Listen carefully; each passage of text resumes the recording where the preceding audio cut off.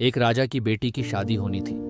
बेटी की यह शर्त थी कि जो भी 20 तक की गिनती सुनाएगा वही राजकुमारी का पति बनेगा। गिनती ऐसी होनी चाहिए जिसमें सारा संसार समा जाए। जो यह गिनती नहीं सुना सकेगा उसे 20 कोड़े खाने पड़ेंगे। यह शर्त केवल राजाओं के लिए ही थी।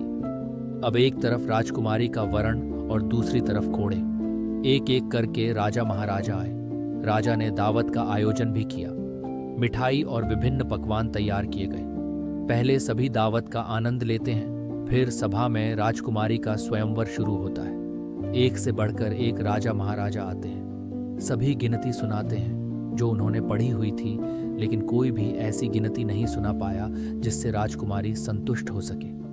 अब जो भी आता कोड़े खाकर चला जाता। कुछ राजा तो आगे ही नहीं आए।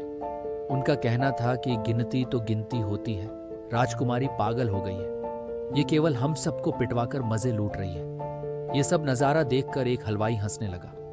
वह कहता है, डूब मरो राजाओं, आप सबको 20 तक की गिनती नहीं आती। ये सुनकर सभी राजा उसे दंड देने के लिए कहने लगे। राजा ने उससे पूछा, क्या तुम गिनती जानते हो? यदि जानते हो तो सुनाओ। हलवाई कहता है, हे राजन, यदि मैंने गिनती सुनाई तो क्या राजकुमारी मुझसे शादी करेगी?